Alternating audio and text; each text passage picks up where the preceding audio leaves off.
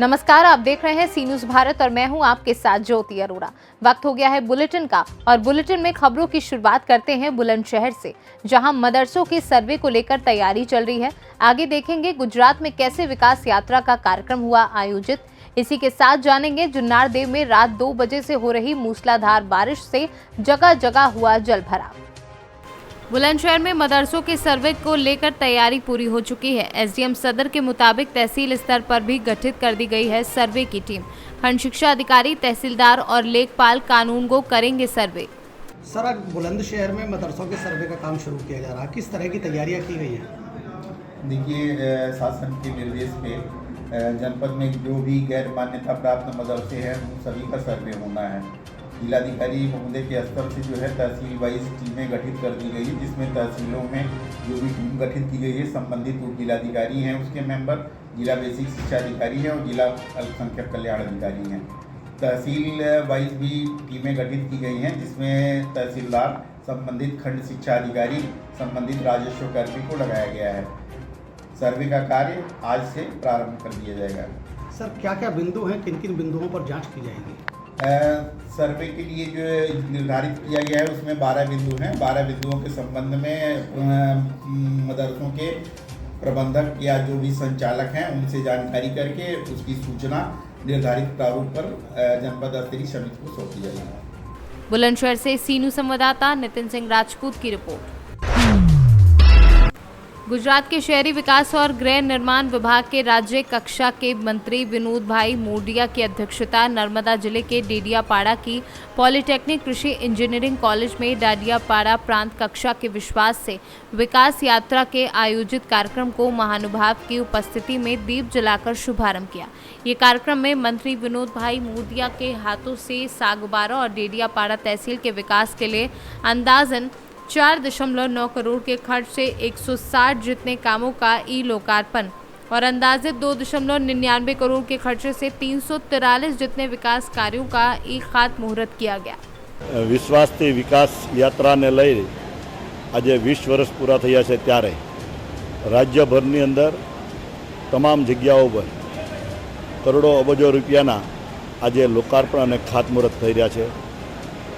તે નિમિત્તે આજે डेडियापाड़ा अंदर 4 करोड़थी वधारेना कामों खातमुहूर्त और लोकार्पण थई रह्या छे।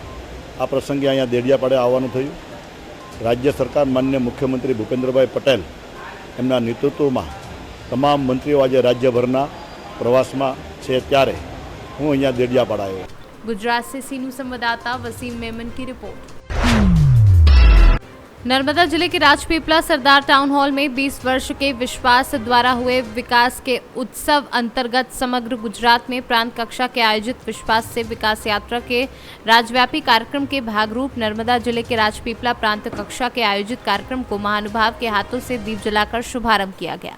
आज रोज विश्वास थी विकास यात्रा कार्यक्रम अंतर्गत नांदोद प्रांतना आ कार्यक्रम में नांदोद विस्तारना गरडेश्वर, तिलकवाड़ा અને નાંદોદ તાલુકામાં કુલ 4.56 કરોડના 304 કામોનું ઈ લોકાર્પણનું ખાતમુહૂર્ત કર્યું।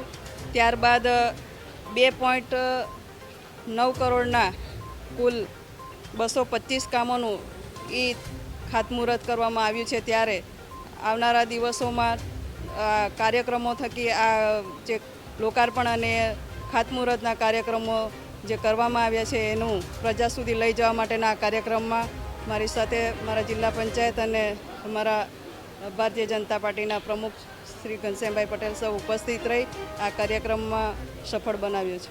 गुजरात से सी न्यूज संवाददाता वसीम मेमन की रिपोर्ट।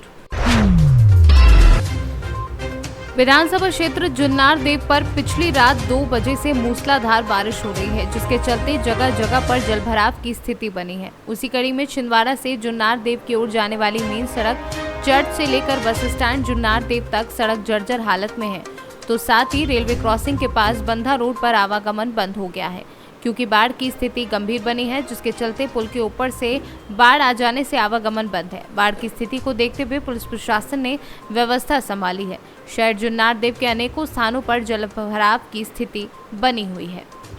जुन्नार देव से कैमरा पर्सन सानू के साथ वीरेंद्र अग्रवाल की रिपोर्ट। राज्य कक्षा के मंत्री विनोद भाई मौर्य की अध्यक्षता में राजपीपला सर्किट हाउस के विकास खंड में भरूच और नर्मदा जिले की 5 नगर पालिका के प्रतिनिधि, चीफ अफसर और अमलीकरण अधिकारियों की समीक्षा बैठक का आयोजन किया गया। इस बैठक में मंत्री विनोद भाई मौर्य ने सरकार की विविध योजना और उनके अमलीकरण के बारे में जरूरी मार्गदर्शन किया। आज भरूच અને રાજપીપળા નગરપાલિકાઓના ચીફ ઓફિસર અને નગરપાલિકાના ચૂંટાયેલા પ્રમુખ કાર્યભારીઓ અને કાઉન્સિલરો સાથે સંયુક્ત રીતે આજે બેઠક થઈ અને વિકાસને લગતા કામોનો રિવ્યૂ બેઠક કરવામાં આવી, જરૂરી સૂચનાઓ આપવામાં આવી છે અને જરૂરી લાગ્યા ત્યાં નગરપાલિકાના ચૂંટાયેલા પ્રતિનિધિઓએ જે રજૂઆતો કરી છે, આવનારા દિવસોમાં લોકોને પડતી તકલીફો અથવા તો વિકાસના કામો ઝડપથી કઈ રીતે થઈ શકે એ બારામાં રિવ્યૂ બેઠક કરવામાં આવી અને બેઠકની અંદર ખૂબ સારા એવા વાતાવરણ અંદર બેઠક પૂર્ણ થઈ છે અને જરૂરી સૂચનાઓ આપી છે। અમુક કામો એવા છે એને તાકીદે મંજૂરી પણ આપવામાં આવી છે। આ મારો જે કાર્યક્રમ છે રાજ્યભરની નગરપાલિકાઓની અંદર જે મારો પ્રવાસ છે એ અંતર્ગત આજની આ બેઠક હતી। માનનીય મુખ્યમંત્રીશ્રીના નિર્ધાર અને એમની સૂચનાઓ મુજબ જે પ્રકારે ગુજરાતનો વિકાસ થઈ રહ્યો છે એને ધ્યાનમાં લઈ દરેક નગરપાલિકાઓને ડેવલપમેન્ટ પ્લાન અને ટાઉન પ્લાનિંગ સ્કીમોનું તાકીદે ન બની હોય તો બનાવવામાં આવે અને જે બને છે તો એને ઝડપથી રાજ્ય સરકારમાં મોકલવામાં આવે, જેથી કરીને આવનારા ગુજરાતનું ભવિષ્ય ટાઉન પ્લાનિંગ સ્કીમને લઈ આખા દેશભરની અંદર ટાઉન પ્લાનિંગ સ્કીમ અમલીકરણ જો વધારે સારું હોય અને વધારે હોય એ ગુજરાતમાં છે। આને વધુ વેગ આપવા માટેનો મુખ્યમંત્રીનો જે પ્રયાસ છે એટલે અહીંના સ્થાનિક ઓથોરિટીને टाउन प्लानिंग स्कीमों झड़पथी बनावा। गुजरात से सीनू संवाददाता वसीम मेमन की रिपोर्ट। अनुभाग भितरवार के अंतर्गत आने वाले ग्राम मोहनगढ़ में 2 पक्षों के बीच हुए विवाद में दोनों पक्षों के 11 लोग घायल हो गए, जिनमें से कुछ गंभीर घायलों को प्राथमिक उपचार के बाद ग्वालियर रेफर किया गया। मिली जानकारी के अनुसार ग्राम मोहनगढ़ के बाथम समाज के 2 परिवारों के बीच सोमवार की देर शाम विवाद हो गया, जिसमें एक पक्ष के कल्ली बाथम केशव, रानी, ढप्पू, कालू, प्रीति बाथम, मक्को बाई गंभीर रूप से घायल हो गए, तो वहीं दूसरे पक्ष के रंदौर बाथम, गंगाराम बाथम, भीकम, माखन, फूलवती घायल हो गए। बताया जा रहा है कि दोनों परिवारों के बीच पिछले 2 दिन पूर्व से ही किसी बात को लेकर विवाद चला आ रहा था। इसी विवाद के चलते सोमवार की देर शाम दोनों पक्षों के बीच जमकर लाठी डंडे चले, जिनमें से दोनों पक्ष के 11 लोग गंभीर रूप से घायल हो गए, जिन्हें प्राथमिक उपचार के लिए पुलिस की सहायता से सामुदायिक स्वास्थ्य केंद्र में भर्ती कराया गया, जहाँ प्राथमिक उपचार के उपरांत दोनों पक्ष के 3 से 4 लोगों को गंभीर हालत में ग्वालियर रेफर किया गया। आज लड़ाई कैसे हुई? सर मैं काम पे जा रहा था, फिर उन्होंने कुछ लोग आए मारपीट करने के लिए, तो वहाँ सरपंच साहब भगा कर लगे, फिर वहाँ पे ना पत्ता वगैरह से बार किया, कुल्हाड़ी वगैरह इनने लाठी वगैरह भी दी। कितने लोग घायल हैं आपके? 5 लोग घायल हैं। मोहनगढ़ गाँव में लड़ाई हुई, क्या कुछ मामला है? 2 दिन पहले लड़ाई हुई थी, तो उसने क्या वो कुल्हाड़ी दे दी थी। आज कितने लोग घायल हुए? आज कम लोग 7 लोग 8 लोग घायल हुए। 7-8 लोग घायल हुए। हाँ। आज उसी पिछली लड़ाई के बदले आज लड़ाई हुई है। हाँ उसी आज हम कम लोग गए थे, फिर पूरा गाँव था, उसके बाद सरपंच भी था की तरफ से। भितरवार से सीनू संवाददाता हिमांशु सिंह गुर्जर की रिपोर्ट।